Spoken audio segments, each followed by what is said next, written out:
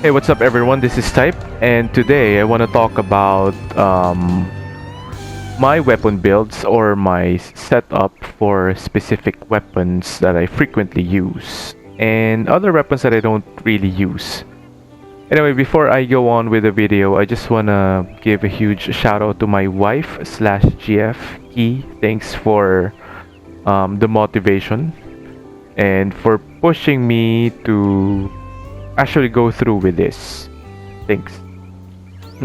Okay, so again, before I show the builds, I just want to say that this is not the ideal setup for these weapons. Rather, these are the builds I made specifically that cater to my playstyle. So alright, first let's start with the Charge Blade, which is my favorite weapon, or one of my favorite weapons to use since World. Alright, get on with it. So here's the build. Typical setup since Fatalis is so OP, I would say. You have so much freedom and room to experiment with so many things. And I ended up with this build. So basically it's critical eye 7, agitator 7, attack boost, artillery, guard, critical boost, weakness exploit, focus, handicraft. Right, so this is actually the jewels.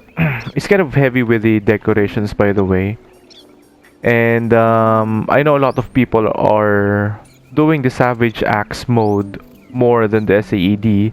It's actually stronger than the SAED. The impact files were nerfed, and it's just stronger overall. But for me, I still prefer doing the SAED. I just love the guard point, counter attack, then SAED. It's just, I don't know, it's just very satisfying. Alright, so I have yeah, 2 level 4 artillery jewels, and then yeah, this. Actually, the attack boost is kind of optional. I think I just decided to add it there because I cannot think of anything to add anymore. I can actually go for offensive guard. I actually have another setup for that, which I will show later.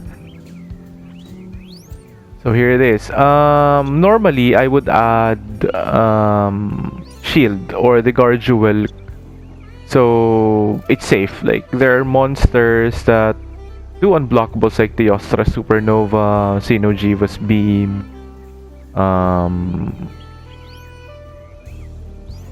Behemoth. I think the Body Slam, I think it requires shield, or at least Iron Wall, so the pushback is not kind of very heavy.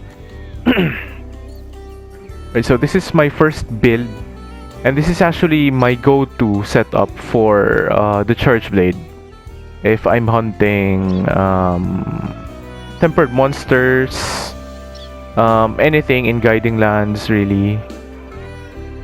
Alright, so this is my other build with the offensive guard.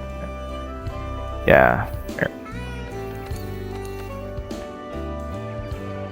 Oh, by the way, all my augments for this Fatalis Charge Blade, they're all the same for the 4 builds I have for it.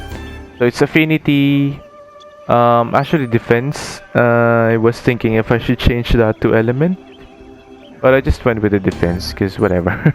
And then the health regen for the delicious lifesteal, so you don't have to really pop those potions or ancient potions, max potion. Yeah.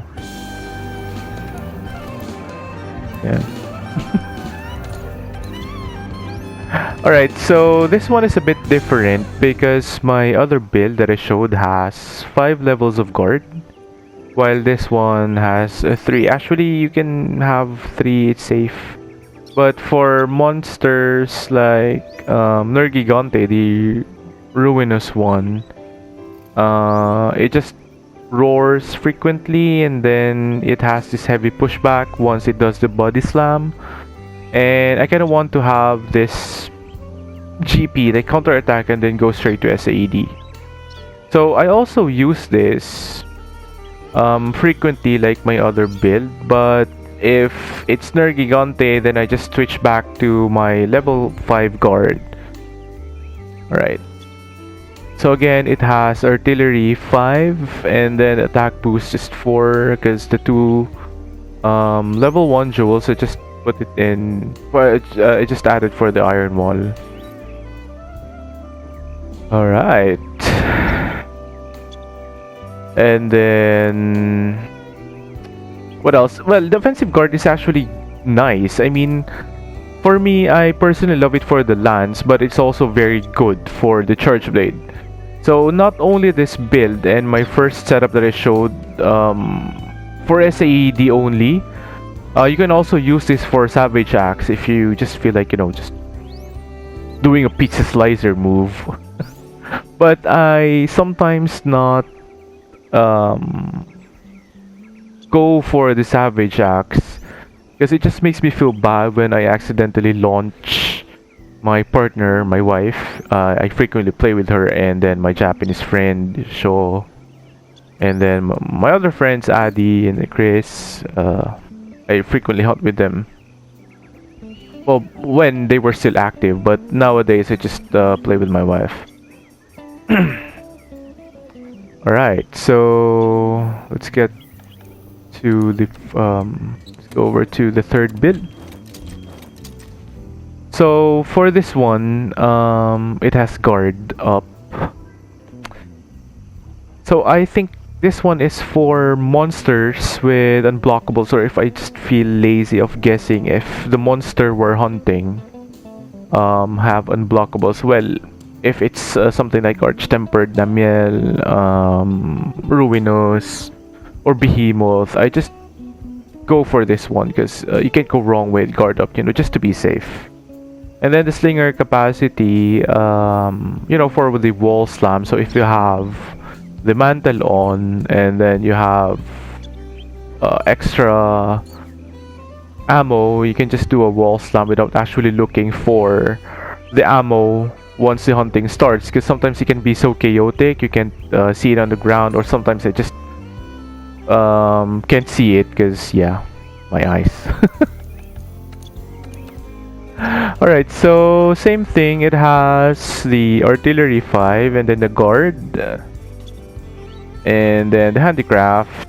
I forgot to mention about the handicraft. So I sometimes mix up my Savage Axe or SAED, and then of course you're gonna be needing more than one handicraft for that because it just eats a lot of sharpness. Aside from your shield, you know, taking hits, you also lose sharpness by the from that. And then yeah, the typical stuff of adding critical boost or weakness exploit. I mean, it's just a must. Although SAED doesn't crit, or artillery based attacks, they don't need weakness exploit or critical boost, but the overhead attack from performing SAED, you just, yeah, you need critical boost from that. I mean, it's very self-explanatory. Alright, so I really love the Fatalis armor. It's just so strong. If you have the decorations, it's even better, really. Right. So the only thing new for this setup is the guard up or the shield. So like what I said, if I just feel so lazy, okay, let's just go with this one. And instead of guessing, okay, is this monster doing some unblockable and other things. Alright, so my fourth setup. So this one is pure Savage Axe. It doesn't have artillery because, yeah, I think it's not very much needed because you're not relying on the file attacks. So I treat this one like I'm using a switch axe. That's how I see it, or any melee weapon for that matter. So the guard, the 3, this kind of, yeah, this is kind of something that I just added there. Although I would rather add something like maybe Maximumite. And then yeah, the guard up is also there. So, or maybe just push the handicraft to 5. That's also good. But you know, playing for so long, like since 2018, I always want to have at least one level of guard for my charge blade. So I decided, okay, why not? And then for the 5th one, this is specifically for Valhazak. As you can see, there's effluvia resistance there. So I removed level 4 attack. Actually, it's okay without level 4 attack. I mean, that's kind of an overkill already. But if you have the room, why not, right? After all, you make your own meta. I mean, for me personally, I don't really look at the builds online. The reason why I'm sharing this is because I feel like I want to voice out something, or I want to share something to the community about how I, you know, make my builds. Well, I'm pretty sure that I'm not the only one who thought of the same thing, or you know, using this decoration. So, right. Guard up is a must for this one. It's just the breath, the one it does where it just sort of it stands up and then just spams the breath. I mean, that's kind of annoying, and I believe you cannot block that without the shield. Right, so yeah, this is my setup for the Valhazak. Right, then we go over to my elementals. I have 2 builds for the elements, but for this one, I frequently use this nowadays just because it's too comfy, and yeah, I can maximize the crit eye, the agitator. Although you don't really need crit eye if you're using the i-sophiajiiva set. But yeah, this is really nice. As for the overall damage, I feel like the i-sophiajiiva is still stronger, but like what I said, I'm more about the comfort. I mean, after all, it's not a race. It doesn't really matter if you finish it under the speedrun time, as long as the hunt is finished, and then you're comfy with it. So you don't really need to look at the time and pressure yourself. Okay, you need to kill it in under 10 minutes, 7. So as long as you're happy with how the hunt went, then I guess, yeah, just go with the flow. Alright, so here we have guard 5, elemental charge blades. They don't need artillery. And I also play my elemental charge blades in SAED fashion. So a mix of a mix of Savage Axe there if I have the, you know, the space. But like what I said, I feel a bit anxious of using it because I've launched my my wife a few times using it, and then yeah, my friends, and I feel like I am disrupting the hunt by doing so. You know, it's just proper multiplayer etiquette. Alright, so protective polish. This is kind of something that I just decided to add there. It has fair amount of sharpness there. Most of the time before it goes blue, the monster is either dead or almost dead. So it's totally up to you if you wanna, you know, add protective polish. For me personally, I just think it's okay with or without, but since I have room, so why not? Alright, so before I continue with the water charge blade,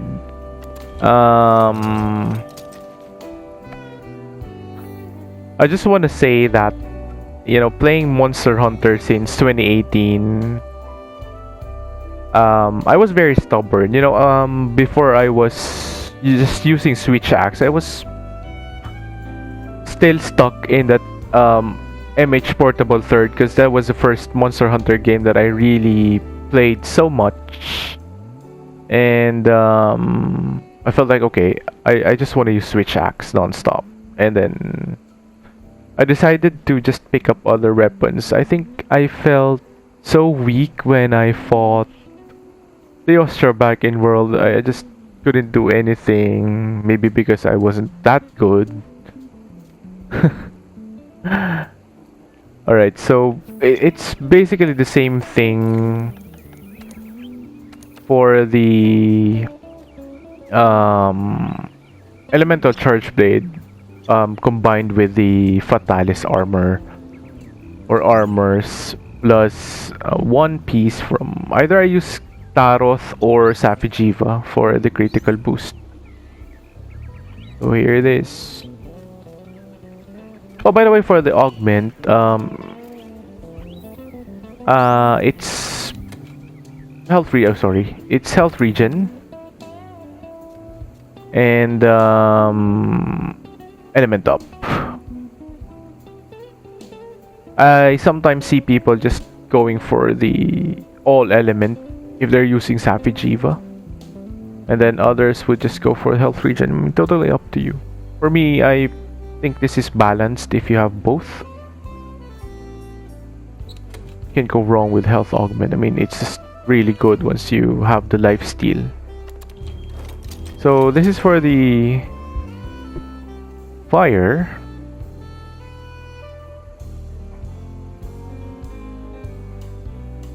Same thing. Then the bolt or thunder.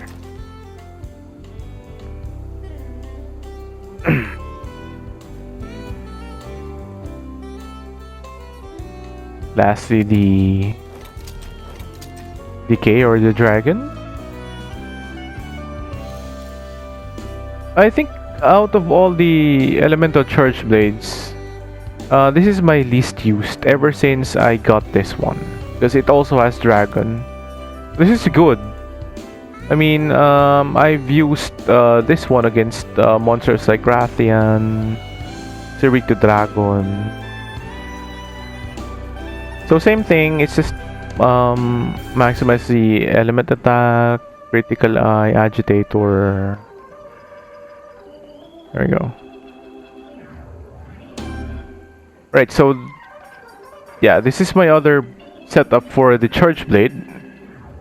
Using the Saphijiiva set. So here's what it looks like. So ice attack, evade window. Since I don't have guard 5, I kind of try to iframe some stuff if I have high evade window, and usually I do that when I'm using dual blades. Alright. So I didn't add critical eye for this one, and it's really not needed. Well, if you have room and if you want to make sure that you get 100% affinity for those crits, it's fine. I mean, just looking at the stats, I mean, it's 60% already plus the tenderizer, so this can reach 100%, so I'm happy with it. My only problem with the Saphijiiva set is the sharpness. It just goes down so quick, like a few hits and then I would see, okay, wow, it's blue already. So the water, same thing.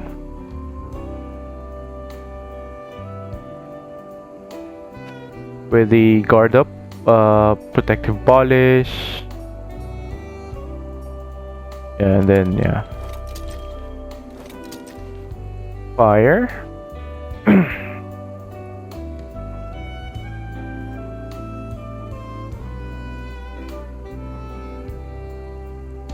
And then the Thunderbolt or Bolt, Spark,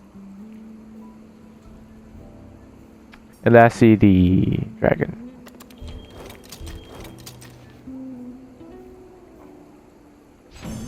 Alright, so let's go over to the Greatsword. So again, it's 4 pieces of Fatalis, and then 1 Arch-Tempered Velgana, the boots, for the peak performance and the quick sheath.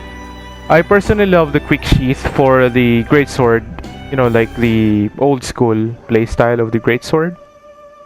If you've played the older Monster Hunter games, then you probably know what I'm talking about. So Divine Blessing, that's from the decorations, so like this one, critical protection. Having 5 Divine Blessing, it gives me more confidence to just focus on attacking the monster without thinking if it can one-hit me. But seriously, that's not a good habit to develop, so try to avoid that. Alright, so Slinger capacity, for obvious reasons, the shortcut to TCS move that we got from the Iceborne expansion. If not for the wall attack.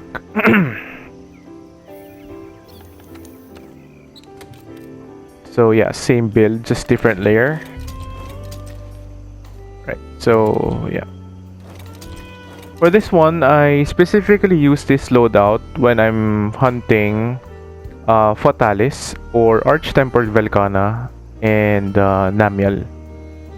So the tool specialist, the Divine Blessing, and pretty much the same, except this loadout doesn't have the tool specialist. So for Fatalis, I used to have a different setup with it, with 3 levels of Part Breaker, but I feel like it's not really needed, at least from experience alone. You can actually even use the Frostcraft build if you're, you know, confident enough to not get hit and consistently land the TCS on its head. You can break the head in the first phase. And 2 minutes in, you can break both heads when the phase 2 starts.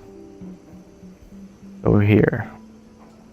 I personally don't like the 2 levels of handicraft. I've just gotten used to not looking at the sharpness anymore. And well, actually level 1 is good enough, but yeah, since I have the extra slot, so try to make it 2 at least. And then the Frostcraft setup, which in my opinion is the strongest build you can do for the Greatsword. It's even better than the Fatalis one, but in spite of that info or that fact, I still prefer the 4 pieces of Fatalis because of the stun resistance. I mean, it's just so bad, or it's just so annoying when a monster just does the combo wombo and you get stunned, and then when it decides to go after you and you can do anything, and then you're gonna die just because you're stunned. I mean, that's really awful. Can't go wrong with stun resistance 3. So quick draw, and then yeah, peak performance, quick sheath. So I use ice as well and fire for Alatrion. So this is my build for it. Oh, and also when I'm fighting Rojang, GS ice.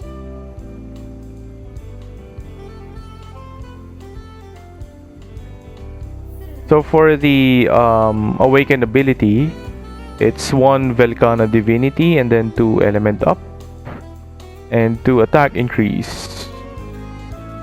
Some people actually use maximum element attack instead of attack boost 7, but it just all boils down to preference. Personally, whenever I see Greatsword, you know, I tend to focus more on the overall raw of the weapon If I'm using dual blades or bow, then yeah, I would prioritize the element. But for the great sword now, I'd rather go for the attack. Alright, so fire. Same. And then this one for i-sophiajiiva. So I made this loadout because in the first area I used the storm slinger, to do the skip. And then after you drop the boulders, I use a firecaster and then switch to this one because I cannot use this build. I won't get the 200 HP and 200 stamina, so that's why there's a health boost there. And also for the fortify, I sometimes kill myself. I mean in the game, okay? To activate this one when I'm using the storm slinger in the phase 1. Alright. They're practically identical, all of the builds I have. Even the elemental greatsword. And then for this one, I think when I use this one whenever I'm doing guiding lands. Let's say hunting Rojang suddenly, and I use this ice, and then I would switch back to Fatalis. And like I said, you cannot really get 200 HP again once you switch out. So it's either you use this one, or I use this one, or I go for this one without actually worrying if I just switch to a different loadout and I cannot get the 200 HP anymore. And it's still good. I mean, just because you have the Fatalis weapon, then still this one is still good. I use this against Furious Rajang, the Tempered one, and even the normal one, or basically anything. Well, it was my go-to build, or my favorite greatsword before the Fatalis weapon. So it's basically the same as this one, just it has critical draw. And then again with the Divine Blessing and the Slinger capacity. Yeah. So yep. In my next video, I'm gonna feature the longsword and then the other weapons. So for now, I just showed my builds for the charge blade and the greatsword. And yep, thanks for watching, and see you guys in the next video. Peace out.